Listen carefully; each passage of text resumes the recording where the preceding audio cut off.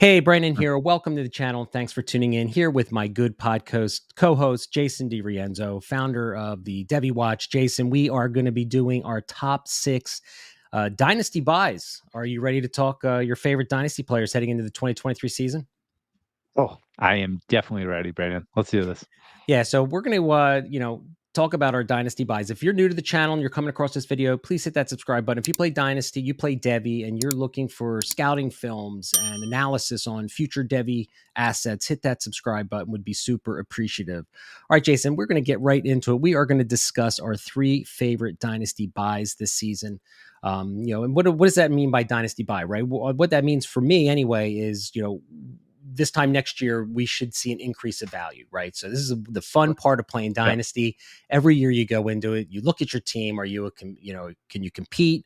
Are you in a rebuild? And you identify players out there that you think can increase value. That's the game of Dynasty for me, is trying to acquire players that you feel are going to increase in value. So I'm going to start us off, and I'm going to go with a guy that had, I'm going to start us off with my first buy is going to be Cam Akers from the Rams.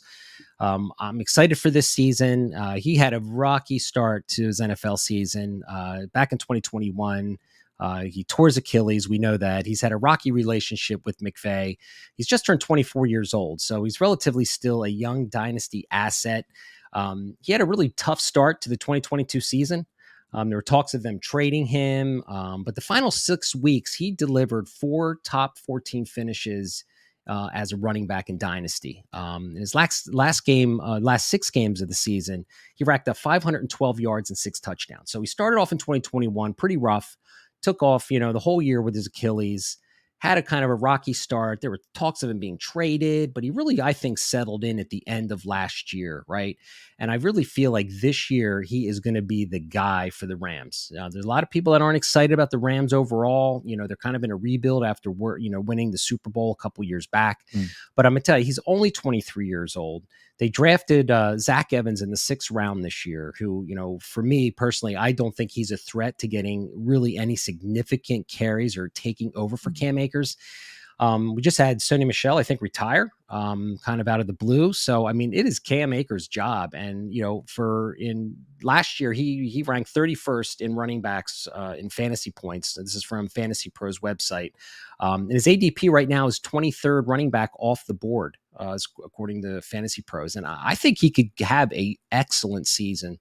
And this time next year, he could be maybe a top 12 running back.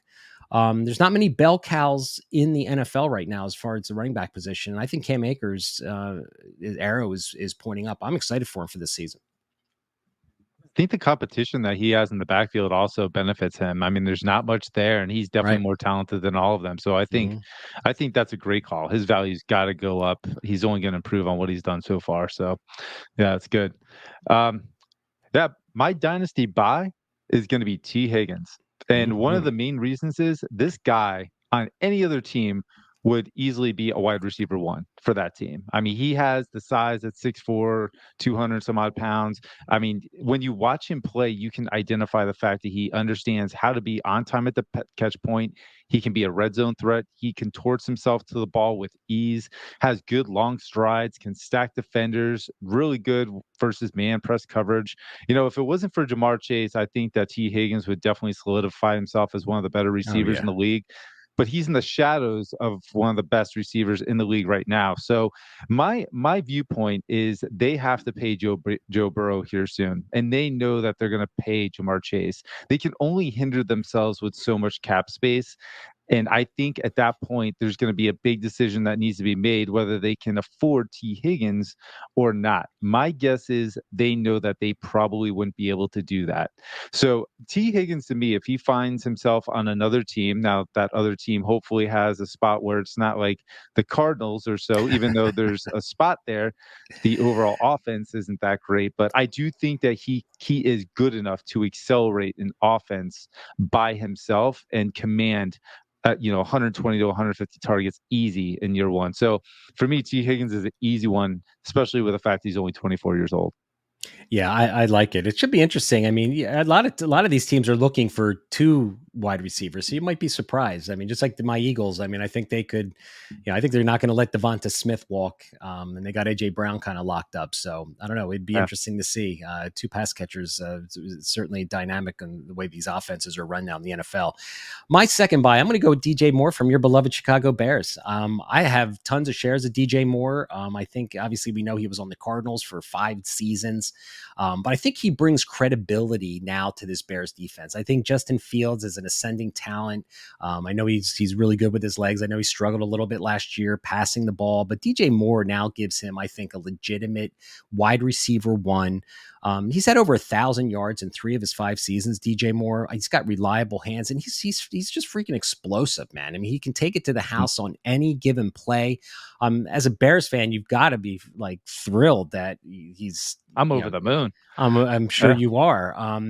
But right now he was 20th in wide receivers in 2022 points. And his ADP right now in 2023, he's the 22nd wide receiver taken off the board, which seems about right to me.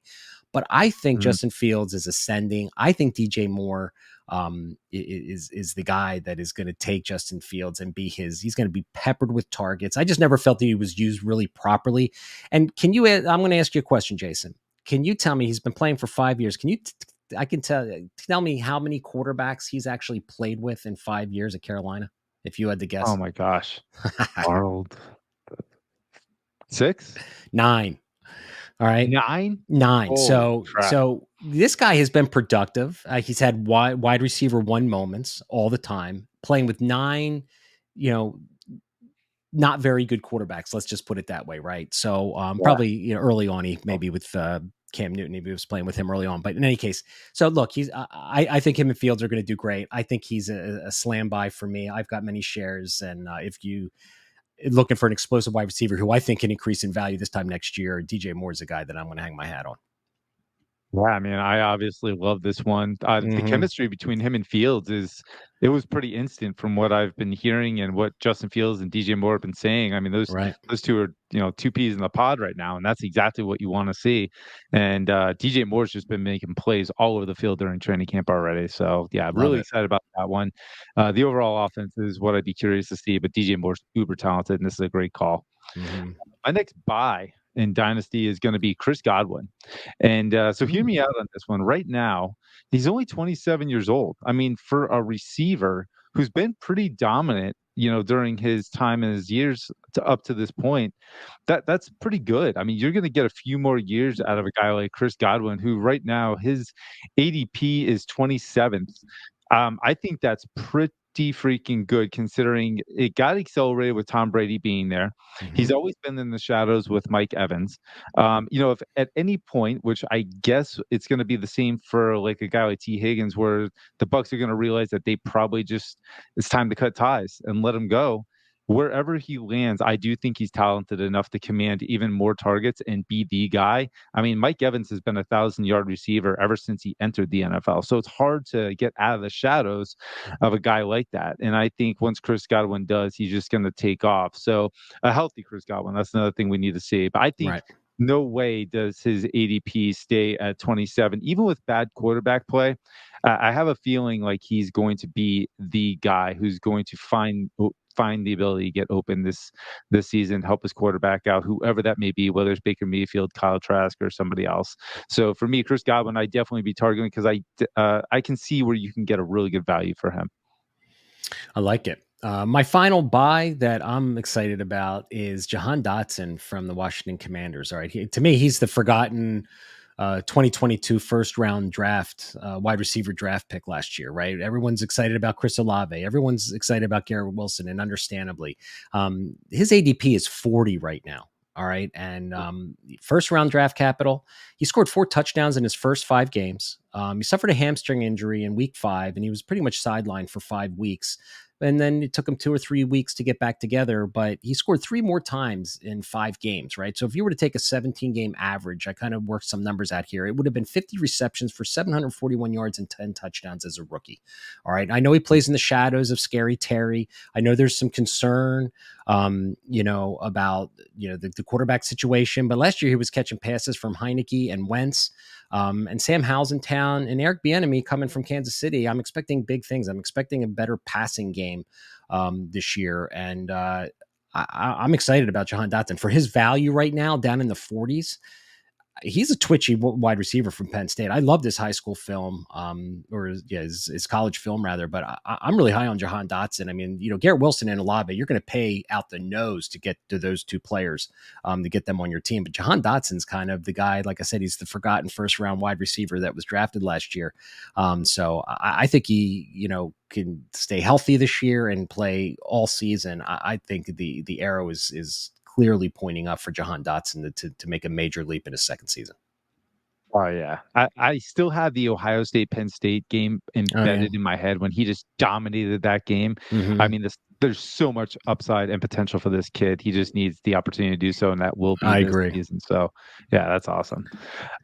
So my last dynasty buy is going to be Breece Hall, and it's not so much that I think the ADP where it's at 11 right now will improve. This is more so that this is the lowest point for his value, probably, with the idea that Dalvin Cook is going to sign with the Jets.